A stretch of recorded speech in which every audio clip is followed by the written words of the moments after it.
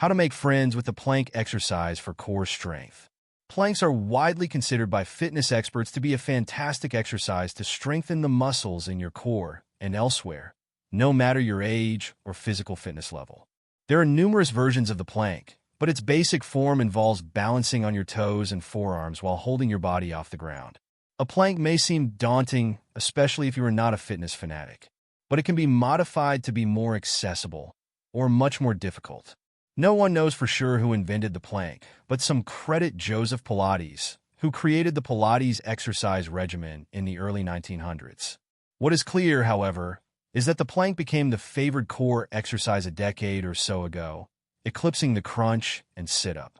The latter two exercises can put strain on your spine and hip flexors, while planks do not. But there are other reasons for the plank's popularity besides going easy on your spine and hip flexors.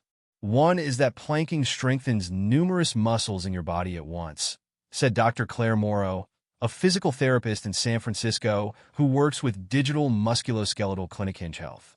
The plank can activate your postural muscles, shoulders, back of the neck, elbows, triceps, hips, and quads, Morrow said. It is a pretty efficient exercise in terms of the muscle groups activated while doing it. Planks are also great at improving your functional fitness, said Julie Logue, Director of Programming Operations for Silver Sneakers, a fitness program for adults 65 years and older that's included with many Medicare Advantage plans.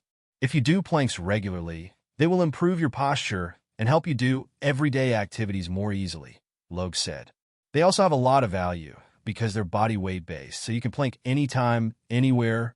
Finally, planks can help with a wide variety of issues outside of strength, posture, and balance. For example, they have been found to help combat urinary incontinence, according to a December 2021 study published in the journal Healthcare.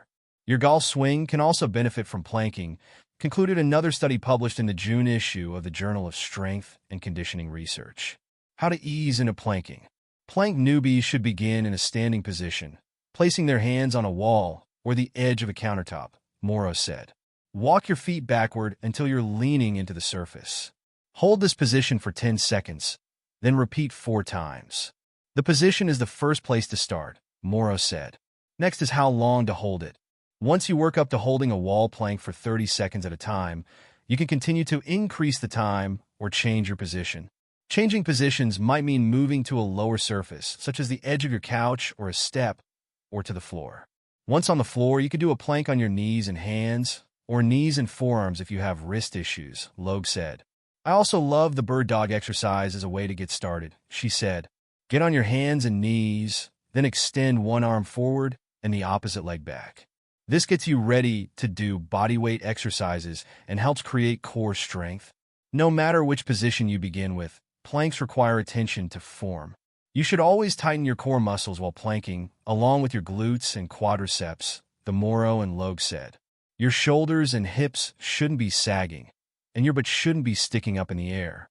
When in doubt, consult an expert, such as a physical therapist or personal trainer. Paying attention to your breath is also important. Many people hold their breath during planks, which can be dangerous, Logue said. Remember to think about your breathing. Variations you can try. Once you've got the hang of planking on the floor, consider adding some variations. There are many. Side planks involve balancing on one forearm with your feet stacked and your body sideways. Side planks work more of your side body and hip abductors, Morrow said. They're good at strengthening your hips for good balance. To do mountain climbers, start in the push-up position. From there, you employ a marching motion, bringing your right knee to your right elbow, then left knee to left elbow. You can also bring your right knee to your left elbow, and vice versa, an exercise known as a crossbody mountain climber. Climbing planks require you to start on your forearms, with toes on the ground, then climb up on your hands. From there, you keep alternating climbing down to your forearms with climbing up to your hands. Ideally, Logue said, you can create a plank regimen that incorporates both traditional planking and several variations, which will help reduce your risk of muscle overuse and create a more balanced body. The key takeaway is to give planking a try by starting slowly and easily. There isn't a point in any exercise program, whether you're planking or walking or squatting, where you're too old or out of shape to try, Morrow said. There is always a point of entry. Yours just might be different than someone else's.